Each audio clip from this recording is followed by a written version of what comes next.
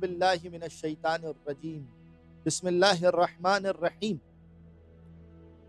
الحمدللہ پروردگار عالم نے توفیق دی کہ ہم مسلسل کوشش کر رہے ہیں کہ کلام اہل بیت کو سمجھیں، روایات اہل بیت سے اپنی زندگی میں فائدہ حاصل کریں اور اس کے ذریعے سے اپنے عقائد اور اپنے اعمال کو بہتر بنانے کی کوشش کریں۔ آج جس عنوان پر بات کر رہا ہوں اس کا تعلق زیارت سے۔ یقیناً بہت سارے مومنین زیارت کے لیے جاتے ہیں، نجف اشرف جاتے ہیں اور پھر وہاں سے ایک زیارت کے لیے جاتے ہیں مسجد کوفہ کی زیارت۔ تو جب ہم مسجد کوفہ میں جاتے ہیں تو وہاں پر بہت سارے مقام ہوتے ہیں، مقام ابراہیم، مقام رسول خدا، مقام جناب آدم، اور ان مقامات پر جا کر نماز انجام دیتے ہیں، نماز ادا کرتے ہیں۔ تو وہاں پر ایک سوال یہ بھی پیدا ہوتا ہے کہ آیا ہم ان مقامات پر جا کر کیوں نماز انجام دیتے ہیں؟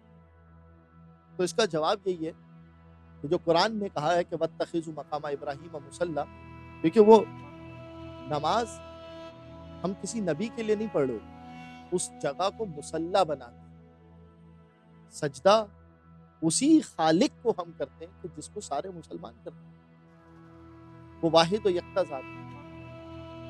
لہٰذا یہ جو میں نے گفتگو کی ہے اسے اپنے ذہن میں رکھیے گا کہ کبھی بھی ہم سجدہ اس مقام کو یا خدا کے علاوہ کسی اور کو نہیں کر رہے ہوتے، کیونکہ وہ ایک بابرکت مقام ہے کہ وہاں پر اللہ کے کسی نبی نے آ کر خدا کی عبادت کی ہے، تو اس برکت کی وجہ سے اسے مصلی بنا دیں۔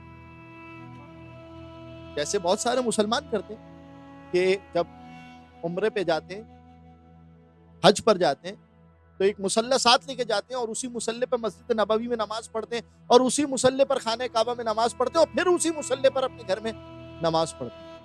تو اسی طریقے سے ہم شیعان آل محمد بھی ان مقام کی برکت کو حاصل کرتے ہیں اور وہاں جا کے نماز پڑھتے ہیں۔ میں مسجد کوفہ کے حوالے سے جو بات آج آپ کی خدمت میں بیان کرنا چاہ رہا ہوں وہ یہ ہے کہ جب مومنین مسجد کوفہ میں جاتے تو مختلف مصلوں پر نماز پڑھتے ہیں، کوشش کریں یہ نماز جو بیان کر رہا ہوں اسے فراموش نہ کریں۔ روایت میں دیکھیے گا کہ اس نماز کا اثر کیا ہے۔ امام صادق علیہ السلام فرماتے ہیں کہ من صلی فی مسجد الکوفہ رکعتین یقرأ فی کل رکعت الحمد والمعوذتین والاخلاص والکافرون والنصر والقدر وسبح اسم ربک الاعلی، فاذا سلم سبح تسبیح الزہرا ثم سأل اللہ سبحانہ ای حاجت شاء قضاها له واستجاب دعاؤه۔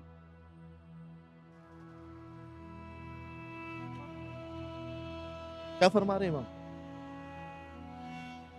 فرماتے ہیں کہ اگر تم میں سے کوئی شخص مسجد کوفہ جائے تو یہ 2 رکعت نماز پڑھے کہ جس میں الحمد کے بعد سورہ مبارکہ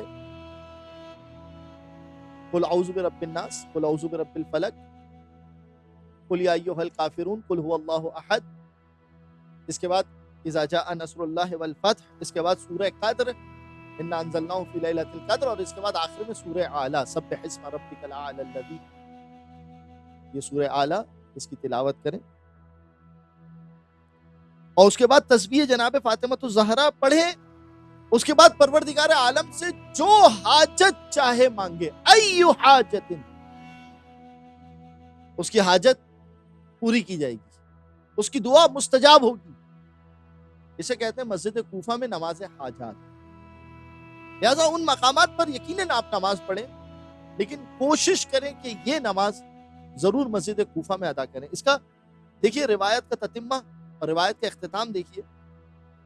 قال الراوی، راوی یہ بات کہتا ہے سألت اللہ سعۃ الرزق، میں مسجد کوفہ میں گیا اور میں نے بعد هذه الصلاۃ، اس نماز کو پڑھنے کے بعد پروردگار عالم سے وسعت رزق مانگی کہ پروردگار میرے رزق کو بڑھا دے، وسیع کر دے۔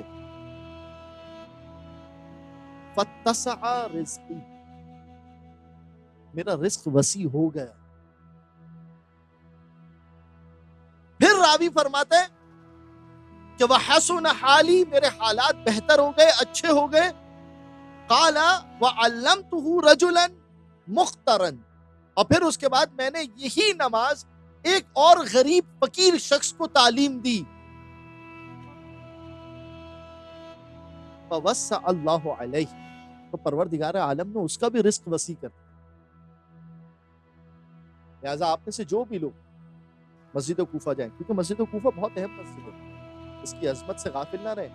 یہ وہ مسجد ہے کہ جس طرح سے رمضان کے مہینے میں کہا گیا نا کہ سونا بھی عبادت ہے، اس مسجد کے بارے میں روایت میں آئے الجلوس فی ھذا المسجد بغیر ذکر ولا تلاوت عبادت، اس مسجد میں فقط بیٹھنا عبادت ہے، بغیر کسی ذکر کے، بغیر کسی تلاوت کے، فقط بیٹھنا اس مسجد میں عبادت ہے. لہٰذا جب آپ جائیں تو اس عمل کو ضرور انجام دیں. اپنے لیے، ہمارے لیے دعا کریں. پروردگار یقیناً دعا کا سننے والا ہے. والسلام علیکم ورحمۃ اللہ وبرکاتہ.